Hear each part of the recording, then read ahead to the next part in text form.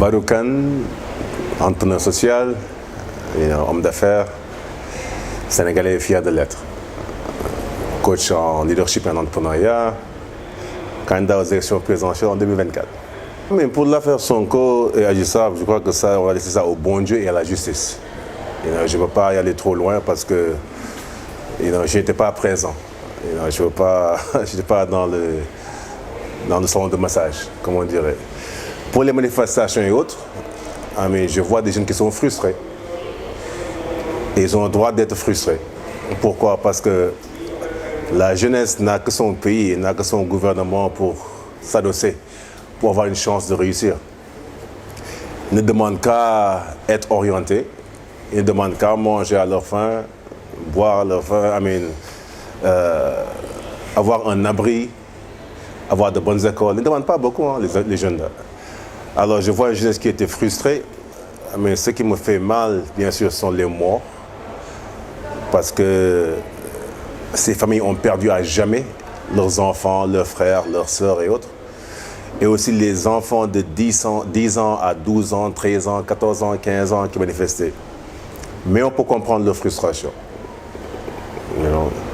Alors c'est à nous, les adultes et les gouvernants de ce pays, à trouver des solutions pour ces jeunesses-là. Une solution qui existe depuis 2009 au Sénégal, malheureusement. Tu parles à la jeunesse qui veut qu'on les oriente. Quel message? On leur a donné assez de messages. Il leur faut des actions. Ok?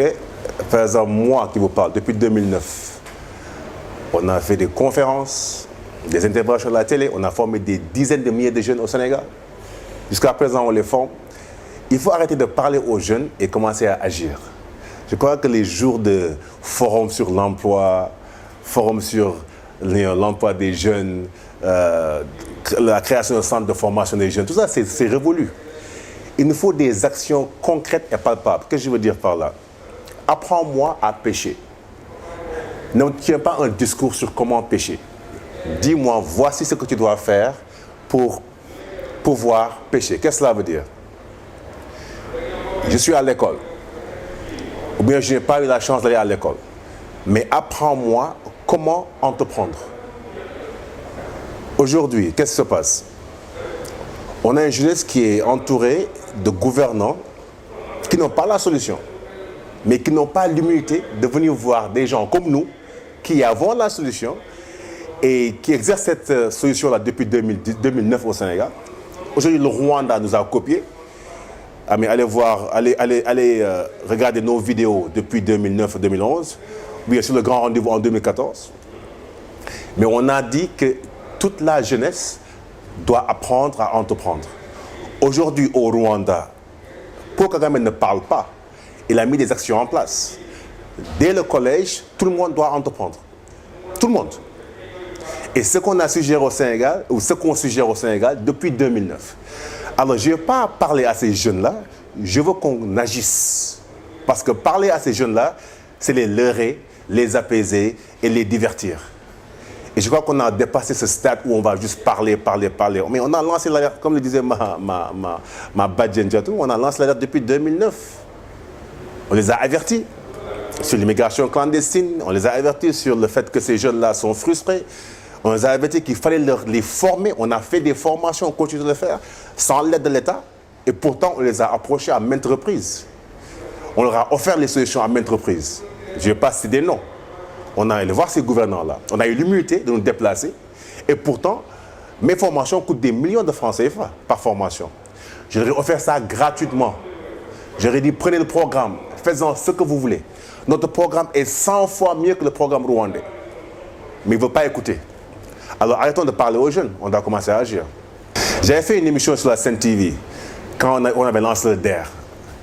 On dit en anglais, there's no such thing as rapid entrepreneurship. Ça n'existe pas l'entrepreneuriat rapide. Okay? L'État a la théorie. L'État a les infrastructures. Parce que moi, par exemple, quand je donne des formations à travers le Sénégal, je fais au CRE. Et ce sont des centres qui sont établis par l'État. Tout est là. Le financement est là. Malheureusement, ils n'ont pas l'expertise. OK. Les gens, ou bien les individus que le président a choisi pour qu'ils apportent des solutions n'ont pas la solution. Moi, ce que j'apprends aux jeunes, ça ne s'apprend pas à l'école. Tu vas à la Sorbonne de Paris ou bien à Harvard aux États-Unis, tu ne trouveras pas ces cours-là. Le leadership et l'entrepreneuriat, il n'y a pas une école dans ce monde qui puisse vous apprendre c'est quoi le leadership. Ce sont des individus, certains, je parle à travers le monde, hein, c'est pas donné à n'importe qui de pouvoir coacher une personne et de lui apprendre comment entreprendre. Ça n'a rien à voir avec le développement personnel. Le développement personnel, c'est quoi? C'est 1% du leadership. Alors, on les a approchés, on leur a proposé des solutions. Ils ont tout ce qu'il faut. Ce qui leur manque, c'est quoi? C'est l'expertise. Mais malheureusement, être expert au Sénégal actuellement, c'est quoi? C'est avoir une carte de membre de l'APR. Si tu n'es pas apériste, tu ne connais rien. La preuve, depuis Mathusalem, la majeure partie de ces gouvernants, mais tous les membres de le gouvernement viennent du parti. C'est quoi la clientèle politique? Mais ce n'est pas intelligent. Pourquoi ce n'est pas intelligent? Parce que tu vas pas dire que toutes les compétences de ce pays-là se regroupent dans un parti politique. Mais avoir une carte de membre d'un mouvement quelconque ou bien d'un parti politique quelconque ne veut pas dire que tu es un expert en la matière. Ça n'a rien à voir. Alors, si l'État n'a pas l'humilité de venir, je suis un Sénégalais, fier de l'être, et ce que le bon Dieu m'a octroyé comme connaissance en leadership, personne dans ce continent ne peut venir me dire que, par exemple, que ce que tu fais, ce n'est pas ça. J'ai une expertise. Et ce n'est pas une expertise qui est... parce que je suis noir, comme tu le dis, c'est une touba. Ne me sous-estime pas parce que mon teint est noir. On dit que nul n'est prophète chez soi. Parce que mon teint est noir, je suis sénégalais, on me sous-estime. Mais ce que je peux apprendre à ce gouvernement-là, ou ce que je vais apporter à ces populations-là, aucun pays occidental ne peut l'apporter. Pourquoi? Parce que j'ai l'expertise. Et je suis fier de le dire. Pourquoi je suis un Africain? Quand je suis aux États-Unis, mais j'apprends à ces Américains-là comment faire ces choses-là. Je suis un expert en la matière. Et ce n'est pas un Sénégalais qui a, par exemple, fait quelques temps aux États-Unis, qui est rentré au Sénégal, qui fait le malin. Non. Ça veut dire que j'ai bien chicoté les Américains d'abord avant de venir au Sénégal. Et ça, c'est des preuves à l'appui. Alors, j'ai l'expertise, mon équipe a l'expertise, on peut changer ce qui se passe au Sénégal, on a les solutions, mais il ne veut pas venir nous voir.